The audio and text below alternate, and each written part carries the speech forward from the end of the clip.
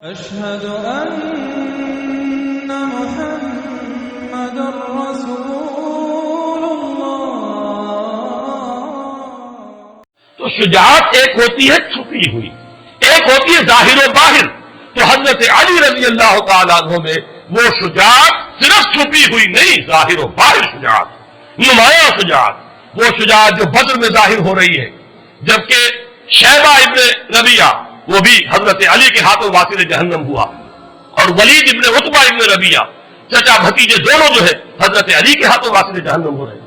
اور جو عتبہ ابن ربیعہ تھا، ولید کا باپ اور شیبہ کا بھائی، وہ حضرت حمزہ کے ہاتھ سے واسل جہنم ہوا۔ پہلا مقابلہ ہوا، اس میں حضرت علی نمایاں ہے۔ جنگ احزاب ہے، اس میں حضرت علی نمایاں ہے۔ عمرو ابن عبد الرز بہت بڑا پہلوان، 90 برس کی عمر تھی اس پر وقت کی یہ مقابلہ ہوا ہے، لیکن پورے عرب میں کوئی تصور نہیں کر سکتا تھا کہ اس سے مقابلہ کر سکتا ہے۔ آپ نے پڑھا ہوگا، سنا ہوگا وہ واقعہ کہ جب وہ مبارزت کے لیے آیا ہے کہ ہے کوئی جو میرا مقابلہ کرے، اور ظاہر بات ہے کہ اس وقت جو ہے ایک دفعہ سناٹا طاری ہو گیا۔ حضرت علی آگے بڑھے کہ میں مقابلہ کروں گا، وہ ہنسا، تم میرا مقابلہ کرنے آئے ہو، نام کیا ہے؟ وہ جو بھی استہزاء کا انداز ہوتا ہے۔ پھر اس نے کہا کہ میری یہ عادت نہیں ہے کہ میں جب بھی کسی سے مقابلہ ہوتا ہے اس کی 3 خواہشات میں سے ایک ضرور پوری کرتا ہوں، ذرا کہو تمہاری کیا خواہش ہے؟ حضرت علی نے فرمایا میری خواہش اولین یہ ہے کہ تم ایمان لے آؤ۔ لا حول ولا قوت، اس نے کہا اس کا کوئی سوال نہیں۔ اچھا تو دوسری خواہش یہ ہے کہ میدان جنگ سے چلے جاؤ۔ وہ ہنسا، یہ میرے لیے کبھی نہیں ہو سکتا۔ اب حضرت علی نے جو وار کیا ہے یہ ان کی ذہانت اور فطانت کا بھی ایک بہت بڑا مظہر ہے۔ فرمایا پھر تیسری خواہش یہ کہ آؤ مقابلہ کرو۔ اس پر وہ بھوچکا رہ گیا کہ میں نہیں سمجھتا تھا کہ روئے زمین پر کوئی شخص یہ خواہش نہیں لے کر میرے سامنے آ سکتا، اور ایک بار میں ختم ہوا حضرت علی کے رضی اللہ تعالیٰ۔ عمرو ابن عبد الرز، اسی طرح خندق کا معاملہ، کموس کا قلعہ سب سے زیادہ سخت تھا، کچھ اور جو گڑھیاں تھی فتح ہو گئی تھی، وہ تھا جو اڑا ہوا تھا، وہ حضرت علی رضی اللہ تعالیٰ عنہ کے ہاتھوں اللہ نے فتح کرایا۔ تو یہ ظاہر و باہر شجاعت، وہ قواعد عملیہ حضرت علی رضی اللہ تعالیٰ عنہ کے وہ بھی ہے۔ دوسری طرف حضرت علی شعر و ادب میں اونچا مقام رکھتے ہیں، فصاحت و بلاغت کی معراج پر ہے۔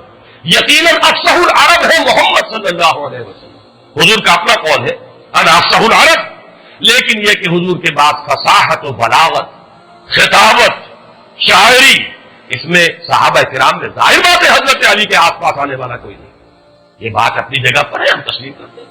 تو اچھی طرح سمجھ لیجئے، اسی طریقے سے آپ کے علم میں ہونا چاہیے کہ عربی گرامر کے موجد حضرت علی ہیں۔ پھر یہ کہ پورے خلافت راشدہ میں سارے سیکریٹریٹ کو آرگنائز کرنے والے حضرت علی ہیں۔ یعنی ذرا آپ اندازہ کیجئے، ایک شخص مرد میدان ہے، اس کی شجاعت وہ صرف پوٹینشل شجاعت نہیں بلکہ واقعی ظاہر و باہر شجاعت، اس کے میں نے چند نمونے آپ کو بتائے۔ مجھے واقعات کی تفصیل میں جانے کی ضرورت نہیں ہے کہ یہ ساری چیزیں معلوم ہیں، لوگوں کے علم میں ہے۔ دوسری طرف اس کے اندر ادب ہے، ان کے اشعار پڑھیے آج بھی انسان وجد میں آتا ہے، کتنے حکیمانہ اشعار، کتنی بے ساختگی ہے۔ میں نے کئی مرتبہ آپ کو اشعار سنائے، یغوص البحر من طلب العالی ومن طلب العلا سیر الليالي ومن طلب العلا من غیر قد اضاع العمر في طلب المحال۔ جو کوئی بھی موتی چاہتا ہے، موتی حاصل کرنا چاہتا ہے، اسے تو سمندر میں غوطہ لگانا ہی پڑتا ہے۔ جو کوئی اونچا مقام حاصل کرنا چاہتا ہے زندگی میں، اسے راتوں کو جاگنا ہی پڑتا ہے۔ اگر یہ ویڈیو آپ کو اچھی لگی ہے تو آپ کائنڈلی ریالٹی سپیک کو سبسکرائب کریں، ویڈیو کو لائک کریں اور کمنٹ میں جزاک اللہ لکھیں، تاکہ ہمیں اس طرح کے موٹیویشن ملتے رہیں اور ہم آپ کو اس طرح کی ویڈیو شیئر کرتے رہیں۔ جزاک اللہ خیر۔ جو کوئی بلندی بھی چاہے اور محنت بھی نہ چاہے، وہ اپنی عمر کو ضائع کر بیٹھتا ہے ایک محال شے کی طلب میں۔ اندازہ کیجیے۔ اور رضینا قسمت الجبار فینا لنا علم وللجہال معلوم، اس میں فلو دیکھیے، اس کا ردم دیکھیے۔ ہم راضی ہیں اللہ تعالیٰ کی تقسیم پر جو اس نے ہمارے بارے میں کی ہے۔ ہمیں اللہ نے علم عطا کیا، جاہلوں کو دولت عطا کی، ہم راضی ہیں، ہم علم کی دولت پر راضی ہیں۔ یہ حضرت علی کا قول۔ اور انا الذی سمتنی امی حیدرا، میں وہ ہوں کہ جس کا نام اس کی ماں نے حیدر رکھا تھا، شیر رکھا تھا۔ اس حوالے سے سمجھ لیجئے، اصل میں والدین کا رکھا ہوا نام حضرت علی کا اسد تھا، شیر، اور یہی حیدر کے معنی عربی زبان میں۔ یہ جو لفظ علی ہے آپ کا نام، یہ محمد الرسول اللہ نے رکھا ہے، یہ نام والدین کا دیا ہوا نہیں ہے، والدین کا نام اسد ہے، والدین کا عطا کردہ نام۔ حضرت علی کا نام پھر جب علی رکھا ہے تو وہ محمد الرسول اللہ صلی اللہ علیہ وسلم نے رکھا۔ تو یہ اچھی طرح سمجھ لیجئے کہ یہ جامعیت جو ہے کہ ایک ایمبی ورڈ شخصیت، میں نے آپ کو گنوایا کیونکہ میں نے عکس بیان کیے ہیں کہ جو مقام اور مرتبہ آپ کو نظر آئے گا شہادت کے مراتب میں، اس مزاج میں جو حضرت اسماعیل حضرت موسیٰ کا، وہ ہے حضرت حمزہ اور حضرت عمر خطاب کا رضی اللہ تعالی۔ جو مقام وہاں پہ حضرت ابراہیم کا اور ادریس کا نظر آ رہا ہے، وہ اگر امت محمد میں دیکھنا ہو تو وہ ابو بکر اور عثمان غنی کا ہے رضی اللہ تعالی عنہ وعلیہم الصلوۃ والسلام۔ لیکن جامعیت کبریٰ کا جو مظہر محمد الرسول اللہ صلی اللہ علیہ وسلم، جن میں یہ دونوں چیزیں جمع ہیں، جن میں یہ جامعیت ہے، جن کے اندر توازن ہے، جس میں یہ دونوں اوصاف ایک وقت مجتمع ہیں۔ ایک طرف انتظامی اوصاف دیکھیے، میں ابھی اشارہ کر چکا ہوں کہ جس تیزی کے ساتھ ایکسپینشن ہوا تھا عالم اسلام کا، وہ اگر اس میں کنسولیڈیشن نہ ہوتی، انتظام و اہتمام و انسرام نہ ہوتا، نظم نہ ہوتا، تو وہ تو تباہی ہو جاتی۔ اتنی تیزی سے ایکسپینشن حضرت عمر فاروق کے زمانے میں رضی اللہ تعالیٰ عنہ، ذرا فتوحات کا اندازہ تو کیجیے کہ ملک کے ملک آ رہے ہیں اور بڑے وسیع علاقے آ رہے ہیں، بڑی آبادیاں ہیں وہاں، بڑے وسائل و ذرائع ہیں، وہ جس کو فرٹائل کریسنٹ کہا جاتا ہے عالم عرب کا، وہ پورا کا پورا فتح ہو چکا ہے۔ اس میں اگر انتظام نہ ہوتا، بندوبست نہ ہوتا، یہ ساری چیزیں جو ہے کسی نظم کے اندر نہ آتی تو بہت بڑی ہلاکت پیدا ہو جاتی۔ میں لفظ ہلاکت استعمال کر رہا ہوں اس لیے کہ یہ لفظ حضرت عمر نے استعمال کیا رضی اللہ تعالیٰ عنہ۔ حضرت عمر کے یہ الفاظ، لولا علی لہلک عمر، اگر علی نہ ہوتے تو عمر ہلاک ہو جاتا۔ کیوں؟ حضرت عمر جو ہے اس وقت خلیفۃ المسلمین، امیر المومنین، پوری کی پوری ذمہ داری، اب اس میں ان کی توجہ، فوجوں کا انتظام، محاذوں سے آنے والی اطلاعات، وہاں کرائسس ہو گیا ہے، وہاں یہ سامان چاہیے، وہاں ایک شکست کی سی کیفیت، جیسے کہ آپ کو معلوم ہوگا کہ ایران میں ایک موقع پر بڑی حالت جو ہے وہ کمزور ہو گئی تھی مسلمان افواج کی، جس وقت کہ حضرت عمر نے فیصلہ کیا تھا کہ میں خود جاؤں گا، اب میں محاذ کے اوپر خود جاؤں گا، تو اس وقت جو ہے حضرت عمر کی زیادہ توجہ تو اس پر لگ رہی ہے۔ اگر اس کے ساتھ انتظامات نہ ہو، اہتمام نہ ہو، نظم نہ ہو، قائم نہ کیا جائے تو واقعہ یہ ہے کہ جس کو آپ کہتے ہیں آگے دوڑ پیچھے چوڑ، آگے تو بڑھتے جا رہے ہیں، پیچھے معاملہ جو ہے خراب ہوتا چلا جا رہا ہے، یہ ہوتا۔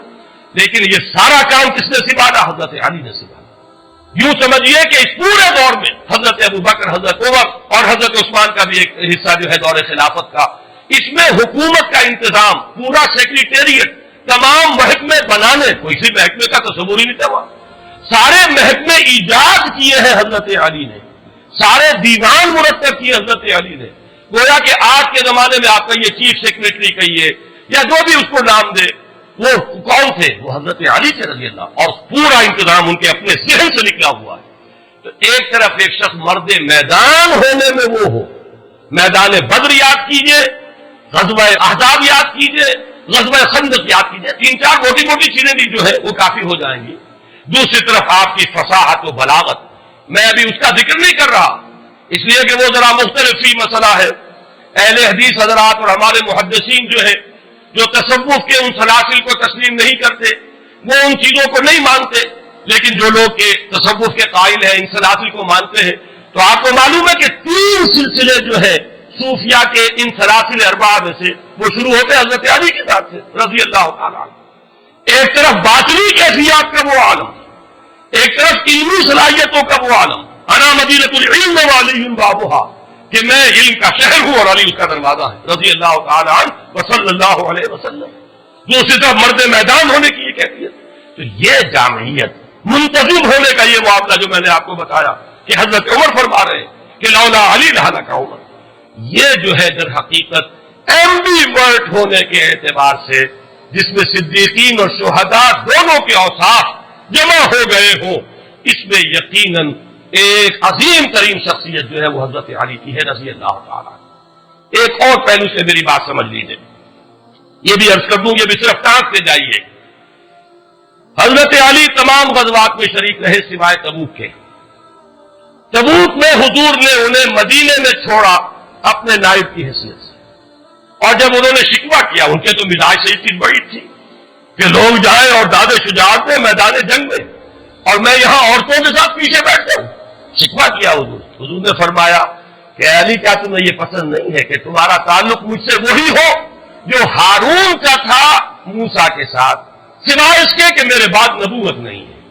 یعنی حضرت موسیٰ کے نائب کی حیثیت سے حضرت ہارون تھے تو وہ بھی نبی اور رسول تھے، لیکن تم میری جگہ ہو تو میرے ساتھ اسی مقام پر، لیکن نبوت اور رسالت باہر ہاتھ اس کا دروازہ مجھ پر بند ہو چکا ہے. لیکن یہی کام کیا حضرت عمر نے رضی اللہ تعالیٰ عنہ. بیت المقدس جب گئے ہیں، جس کا ذکر میں بارہا کر چکا ہوں، وہ تاج لینے کے لیے بیت المقدس کا تو کس کو نائب بنایا تھا؟ حضرت علی کو رضی اللہ تعالیٰ عنہ. کہاں سے ہم مان لیں کہ ان کے مابین کوئی بد اعتمادی ہو سکتی تھی؟ سوچیے تو صحیح. اس زمانے میں کوئی شخص اپنی جگہ چھوڑ کر اپنی جگہ ایسے شخص کو بٹھائے گا جس کے ساتھ اس کو اعتماد نہ ہو، جس پر اسے پورا وثوق اور یقین نہ ہو. لیکن یہ کہ حضرت علی کو 2 مرتبہ حضرت عمر نے اپنا جانشین بنایا، جیسے کہ محمد الرسول اللہ نے بنایا. اور میں سمجھتا ہوں کہ یہ بھی عمر فاروق کا اسوہ محمدی پر عمل ہے صلی اللہ علیہ وسلم، کہ اگر حضور نے غزوہ تبوک کے موقع پر اگر حضرت علی کو مدینے کے اندر بٹھایا تھا نائب کی حیثیت سے، تو کیسے ممکن ہے کہ عمر بن الخطاب رضی اللہ تعالیٰ عنہ وہ حضور کے اس اسوے پر عمل نہ کرے؟ بیت المقدس کا سفر تبوک سے بھی کہیں آگے، یروشلم جا رہے تھے حضرت عمر، اور کتنا رہا ہوگا مدینے سے آپ کے غیر حاضری کا معاملہ. یہ آج کل کا معاملہ تو نہیں تھا، تیز رفتار سواریاں نہیں تھی. اس عرصے میں تو اگر کسی کے دل میں کوئی اور بات ہوتی تو اس کے لیے پورا موقع تھا کہ تختہ الٹ دیتا. لیکن نہیں، معاذ اللہ، یہ سب ہم ان کہانیوں کو ماننے کے لیے تیار نہیں، ہم ان چیزوں کو تسلیم کرنے کو تیار نہیں. یہ مربوط تھے، یہ ایک بنیاد مرصوص تھے. چنانچہ سورہ ہجر کی ایک آیت ہے کہ ہم جب اہل جنت کو جنت میں داخل کریں گے، جنتیوں کو، تو الفاظ آتے ہیں وَنَزَعْنَا مَا فِي صُدُورِهِم مِّن غِلٍّ إِخْوَانًا عَلَىٰ سُرُرٍ مُتَقَابِلِينَ.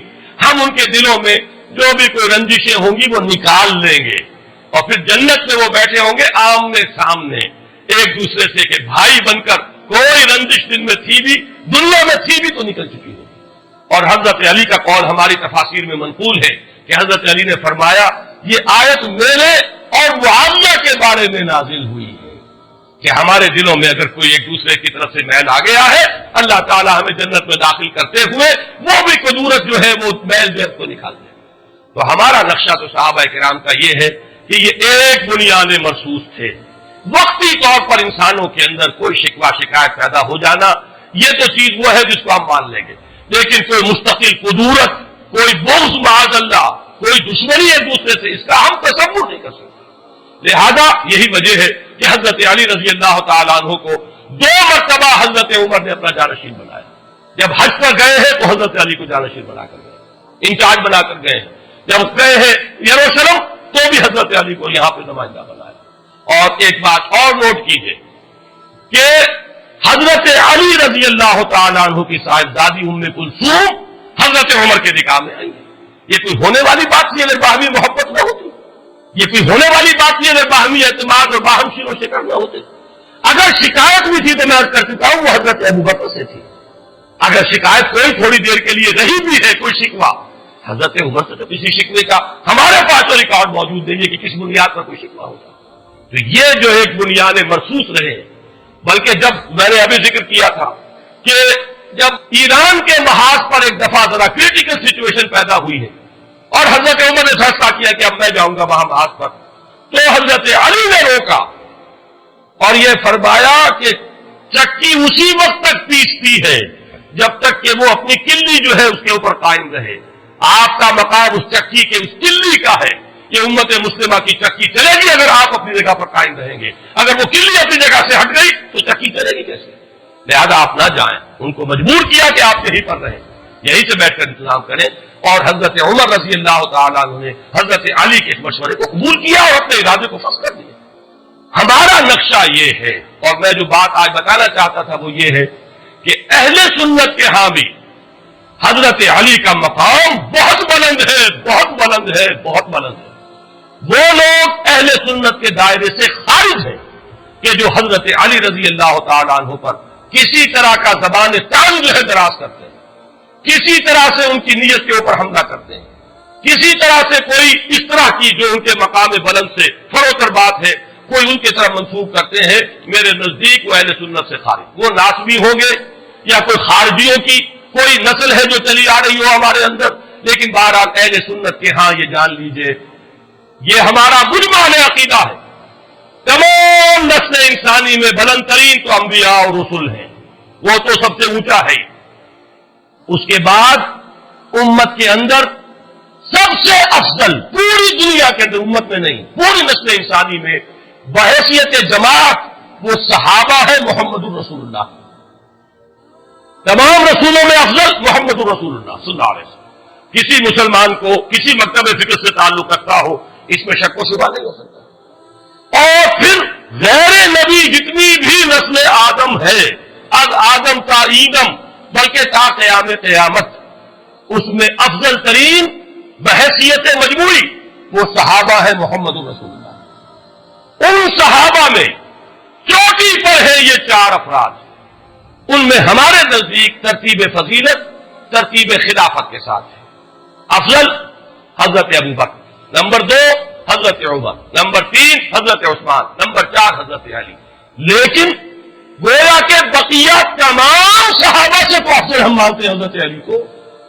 اب اگر کوئی شخص حضرت علی کی سیرت کو داغدار کر دے، آپ سوچئے تو نتیجہ کہاں گیا؟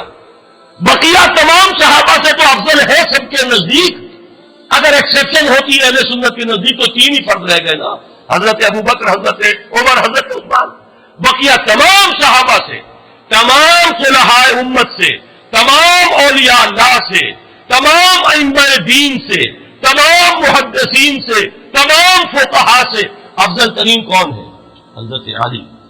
لہذا زبان کو بہت سوچ سمجھ کر کھولنا چاہیے، یہاں جو ہے اس جناب میں کوئی گستاخی وہ در حقیقت اپنے ایمان کو خطرے میں ڈالنے کے مترادف ہے، اور جو لوگ بھی یہ کوئی کرتے ہیں جرأت یا ہمت، میں بار بار یہ کہہ رہا ہوں کہ میرے نزدیک وہ اہل سنت کے زمرے سے خارج ہے۔ ایک بات آپ اچھی طرح سمجھ لیجیے البتہ، اور وہ یہ ہے کہ صحابہ کرام کی 3 نسلیں ذہن میں رکھیے۔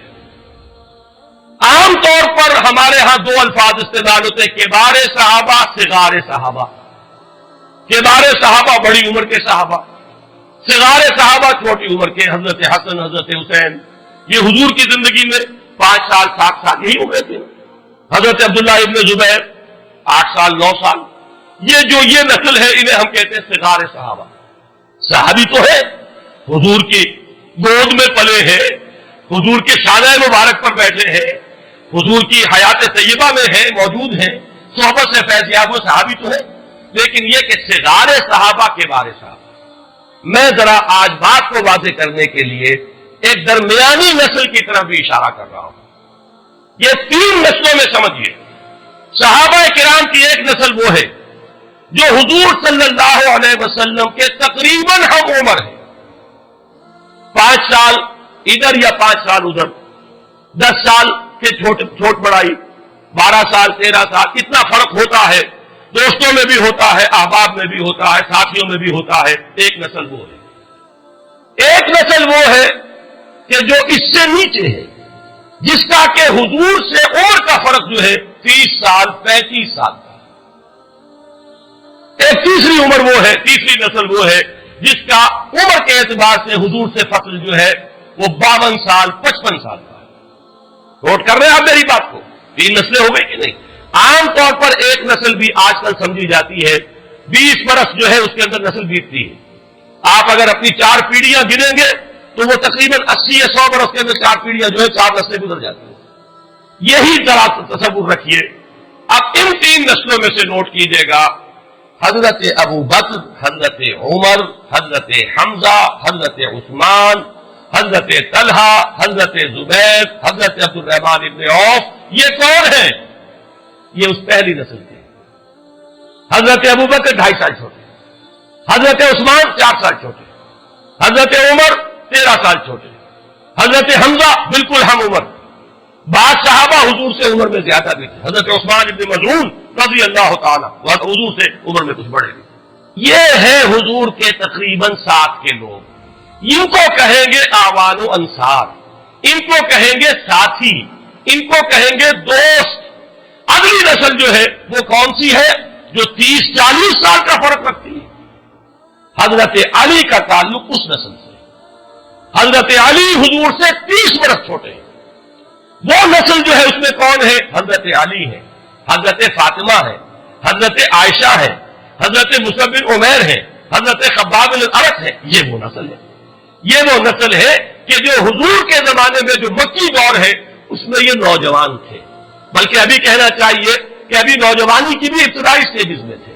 یہ وہ لوگ ہیں، یہی وجہ ہے کہ ان کا کوئی کارنامہ آپ کو مکی دور میں کیسے نظر آئے گا؟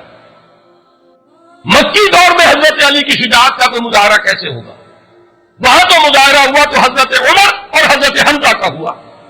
حضرت علی تو اول وقت حضور کے ساتھ تھے، لیکن یہ کہ مسلمان بہرحال جو بھی اس معاشرے کے اندر حال تھا مسلمانوں کا وہ آپ کو معلوم ہے، اس لیے کہ حضرت علی کی عمر کیا تھی؟ 12 برس۔ جب ایمان لائے ہیں حضور پر، ویسے تو یہ کہ ایمان لانے کا کیا ہے، وہ تو حضور کی گود میں تو پل رہے ہیں، وہی تو پرورش پا رہے ہیں۔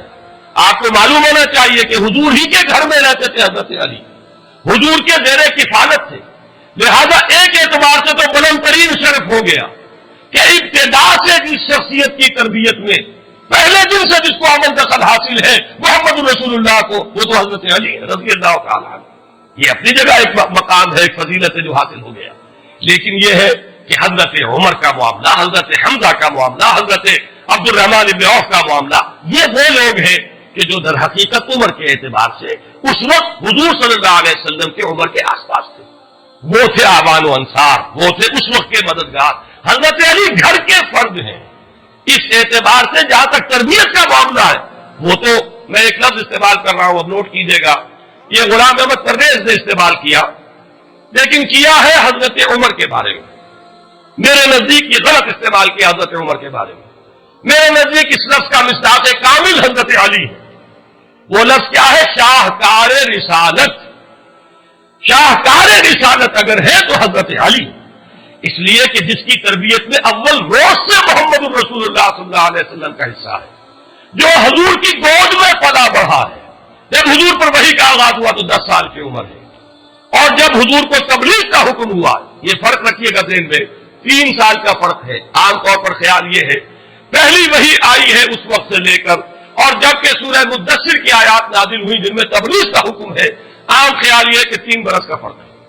یہی وجہ ہے کہ جب حکم ہو گیا ہے جب آپ یا ایھا المدثر قم فانذر، اب کھڑے ہو کر اپنی تبلیغ کا آغاز فرما دیجئے، یہاں سے کہا جاتا ہے حضور کی رسالت کا آغاز ہوا۔ اور جب پہلی آیات اتری تھی اقرا بسم ربک الذی خلق، وہاں سے یہ کہا جاتا ہے کہ حضور کی نبوت کا ظہور ہوا۔ تو اسی لیے یہ کہا جاتا ہے کہ 13 برس کی عمر میں ایمان لائے، اس لیے کہ اگرچہ آغاز وحی سے وہ تو اگر کہا جائے تو 10 برس عمر ہے، لیکن جب تبلیغ کا حکم ہو رہا ہے تو اس وقت حضرت علی کی عمر 13 برس ہے۔ تو 13 برس کی عمر میں ایمان لائے حضرت علی، اور پھر ساتھ رہے، گھر میں ہے۔ تو فیض یاب سب سے زیادہ کون ہو رہا ہے محمد الرسول اللہ کی صحبت سے؟ وہ تو حضرت علی ہے، دن رات کے ساتھی ہے، ایک طرح کے خادم ہے، گھر میں رہنے والے عزیز ہیں، اپنے ایک چھوٹے عزیز کی حیثیت سے گھر میں حضور صلی اللہ علیہ وسلم کے ہاں ان کی رہائش ہے۔ اس اعتبار سے شاہکار رسالت، شاہکار نبوت، اس لفظ کا اطلاق اگر ہوتا ہے بتمام و کمال تو وہ حضرت علی کی ذات ہے، اس لیے کہ تربیت محمدی کا شاہکار حضرت علی۔ البتہ یہ ضرور ہے کہ مکی دور میں آپ کی عمر چھوٹی تھی، اس میں 2-3 واقعات تو نمایاں ہمیں آتے ہیں سامنے کہ حضرت علی رضی اللہ تعالیٰ عنہ نے کھڑے ہو کر کہا تھا جب پہلی مرتبہ یہ حکم آیا کہ انذر عشیرتک الاقربین، اے نبی ذرا اپنے قریبی رشتہ داروں کو خبردار کیجئے، ان تک دعوت پہنچائیے، تو 2 مرتبہ کھانے کا اہتمام کروایا اور حضرت علی ہی کو حکم دیا اہتمام کرو۔ 13, 14, 15 برس کا نوجوان جو ہے گھر کے اندر رہتا ہے، ظاہر بات ہے وہی بندوبست کرے گا، وہی جانوروں کو ذبح کروائے گا، وہی اہتمام کرے گا، کھانا پکوائے گا۔ سارے بنی ہاشم جمع ہو گئے ہیں، پہلی مرتبہ جمع ہوئے، حضور نے جب اپنی بات پیش کی تو سب لوگ ہنسنے لگے اور چھوٹ کے چلے گئے، کسی نے جواب ہی نہیں دیا۔ دوسری مرتبہ پھر کیا، پھر دعوت کھلائی۔ اب میں یہ کہا کرتا ہوں کہ کچھ لوگوں کو شرم آ گئی ہوگی کہ 2 مرتبہ کھانا کھایا ہے تو اب کچھ تو ان کی بات سن لیں، تو آپ نے کھڑے ہو کر جب دعوت پیش کی، سن تو انہوں نے لی، لیکن یہ ہے کہ اس کے بعد سانپ سونگ گیا سب کو. بنو ہاشم ہے یہ سب, ان میں جان لیجئے, نہ حضرت ابو بکر بنی ہاشم میں سے ہے, نہ حضرت عمر یہ بنو ہاشم میں سے نہیں ہے. حضرت حمزہ بھی ہو گئے, وہ بنو ہاشم میں سے تھے لیکن ان کی توجہ ہی نہیں, غور ہی نہیں کیا ہوگا انہوں نے, لیکن انہیں 6 سال جا کر ایمان لائیں گے. لیکن یہ کہ بنو ہاشم کا پورا خاندان جمع ہے, کوئی ٹس سے مس نہیں ہوا. کھڑا ہوا تو کون؟ علی ابن ابی طالب. اور ان کے الفاظ تاریخی ہیں, اگرچہ میں عمر میں سب سے کم ہوں, اگرچہ میری آنکھیں دکھتی ہیں. یہ آنکھوں میں چشم کا عارضہ معلوم ہوتا ہے کہ حضرت علی کو بچپن سے تھا, اس لیے کہ پھر غزوہ خندق میں بھی اس کا ذکر آتا ہے کہ آنکھیں دکھتی تھی حضرت علی کی. حضور نے اپنا لاب مبارک جو ہے وہ لگایا تھا, لاب دہن, جو آب دہن, تو اس سے آپ کو آرام ہوا تھا. تو یہ اس وقت بھی آنکھیں دکھ رہی ہوگی. اگرچہ میں عمر میں سب سے کم ہوں, اگرچہ میری آنکھیں دکھتی ہیں, اگرچہ میری ٹانگیں پتلی ہیں, لیکن میں آپ کا ساتھ دوں گا. اور پورا مجمع جو ہے کہتا لگا کر کہ یہ ہے دنیا کی تاریخ بدلنے کا اور تاریخ کا رخ بدلنے کا داعیہ لے کر آئے ہیں, اور یہ ان کے ساتھی ہیں. ہنستے ہوئے لوگ چلے گئے. یہ واقعہ آتا ہے. یا ہجرت کی رات حضور صلی اللہ علیہ وسلم اپنے بستر پر, اس وقت حضرت علی کی عمر کیا ہوگی؟ 22 برس, لگ بھگ 22 برس. اس نوجوان کو اپنے بستر پر سلا کر گئے. باقی آپ کو اس پورے دور میں حضرت علی نمایاں نظر نہیں آ سکتے. کیوں نظر نہیں آ؟ اس لیے کہ آپ کی عمر کو پیش نظر رکھیے. حضرت علی کی شخصیت کے جوہر جو نمایاں ہوئے وہ مدنی دور میں ہوئے. مدنی دور کا نقطہ آغاز ہے غزوہ بدر. اس وقت سے 24 برس کے جوان, اور اس وقت وہ بھی ہوا ہے حضرت علی کی شجاعت کا دور ہوا, آپ کو معلوم. اور اسی طریقے سے پھر سارے واقعات میں نے بیان کیے. اس فرق کو ضرور ملحوظ رکھیے. یہ فرق کیونکہ ہم اپنے سامنے نہیں رکھتے, لہذا بہت سی چیزیں جو ہے وہ صحیح کانٹیکسٹ میں نہیں آتی, صحیح اس پس منظر میں زمانی اور جو مکانی اعتبار سے. یہ پورا اگر پس منظر سامنے ہو تو پھر وہ نقشہ سامنے آئے گا کہ حضرت علی رضی اللہ تعالیٰ عنہ شاہکار رسالت ہے. حضور کی تربیت, حضور کا تزکیہ, حضور کی تعلیم, اس سب کا سب سے بڑا مظہر صحابہ میں وہ حضرت علی. پروجیکٹ اگر دیکھنا ہو حضور کی تعلیم و تربیت کا تو اس کا سب سے نمایاں کون مظہر ہوں گے؟ حضرت علی. البتہ جو مقام ان ساتھیوں کا ہے جو اول روز سے آپ کے ساتھ ہیں, جو تبلیغ میں اول روز سے شریک ہو گئے ہیں, کہ حضرت ابو بکر ایمان لاتے ہی اب وہ تبلیغ میں لگ گئے ہیں. اور عشرہ مبشرہ میں سے 6 صحابہ وہ ہیں جو ابو بکر کی دعوت و تبلیغ سے حضور صلی اللہ علیہ وسلم کے دامن سے آ کر وابستہ ہیں. انہی میں حضرت عثمان غنی ہے, انہی میں طلحہ ہے, انہی میں زبیر ہے, انہی میں عبد الرحمن ابن عوف ہے, انہی میں وہ سعید ابن زید ہے, حضرت عمر کے بہنوئی حضرت سعید ابن زید. یہ سب کون ہے؟ یہ جو سب سے چوٹی کے گھرانوں کے لوگ ہیں قریش کے, وہ سب در حقیقت ابو بکر کی تعلیم اور تبلیغ سے ایمان لائے. تو یہ ہے ہر ایک کا اپنا مقام, اپنا درجہ, اپنی حیثیت, اپنی جگہ پر ان کو رکھ کر اگر دیکھا جائے تو بات سمجھ میں آ جائے گی. آخری بات اور عرض کرنا چاہتا ہوں, حضرت علی رضی اللہ تعالی عنہ, یہ ماننا پڑتا ہے تاریخی اعتبار سے کہ دور خلافت کے اعتبار سے, نوٹ کیجیے گا میری بات, بظاہر فتنے پر قابو نہیں پا سکے, باہمی خانہ جنگی رہی, اختلاف رہا, امت مجتمع نہیں ہو سکی, تفرقہ جاری رہا, بڑی بڑی جنگیں ہوئی, جنگ جمل, جنگ صفین, جنگ نہروان کا ذکر میں کر چکا ہوں. جمل میں ایک طرف عائشہ, طلحہ اور زبیر ہے, دوسری طرف حضرت علی رضی اللہ تعالیٰ عنہ. تو یہ بڑے بڑے فتنے جو ہے اس دور میں ہوئے. لیکن اچھی طرح سمجھ لیجئے, معاذ اللہ ثم معاذ اللہ ثم معاذ اللہ, اس کا کوئی الزام حضرت علی کی ذات پر نہیں. اگر کسی کا یہ خیال ہے کہ یہ ان کی کوتاہی تھی یا ان کی یوں عدم صلاحیت تھی یا ان کے اندر صلاحیت کی کمی تھی, تو یہ در حقیقت وہ تاریخ کو نہیں جانتا, وہ حقائق کو نہیں جانتا. یہودی سازش در حقیقت عبداللہ ابن سبا کی اتنی زوردار تھی, اتنی گمبھیر تھی, اس قدر سازشی ذہن تو یہودیوں کا آج بھی دنیا کے اندر پرووربیل ہے, ضرب المثل ہے کہ یہودی ذہن جو ہے سازش کے پیدا کرنے کے اندر جس قدر درخیز ہے, دنیا کی تاریخ میں اس کی مثال نہیں. ایسی سازش تھی, اس طرح کے کانٹے بو دیے گئے تھے. اب یہ اللہ کی طرف سے ہے کہ حضرت علی کو اس وقت حکومت ہاتھ میں ملی ہے, اس وقت یہ بوجھ خلافت کا آیا ہے جبکہ پورا جنگل جو ہے عظیم فتنے سے بھر چکا تھا. اگر کہیں معاملہ ہوتا اس کے برعکس, اب میں یہ کہتا ہوں اس وقت حضرت عمر بھی ہوتے, حالانکہ بہت سے لوگ کہتے ہیں کہ اس وقت ضرورت تھی حضرت عمر کے آئرن ہینڈ کی، میں کہتا ہوں حضرت عمر بھی جہاں تک میں سمجھتا ہوں اللہ عالم کامیاب نہیں ہو سکتے، اور اگر کہیں حضرت علی کو خلافت پہلے مل گئی ہوتی تو جو ان کی شخصیت کا ظہور ہوتا وہ بہت مختلف ہوتا اس سے کہ جو اس وقت ہوا ہے، جبکہ فتنے میں پورے عالم اسلام کو اپنی گرفت میں لے لیا۔ یہ چند باتیں تھی جو میں عرض کرنا چاہتا تھا۔ اگر میری زبان سے کوئی لفظ غلط نکل گیا ہو، میں اللہ تعالیٰ سے بھی معافی چاہتا ہوں اور دعا کرتا ہوں کہ وہ اسے آپ کے حافظے سے بھی محو کر دے۔ لیکن میں یہ چاہتا ہوں کہ اہل سنت کے ہاں جو مقام ہے حضرت علی رضی اللہ تعالیٰ عنہ کا، اس کو آپ پوری طرح اچھی طرح سمجھ لیں۔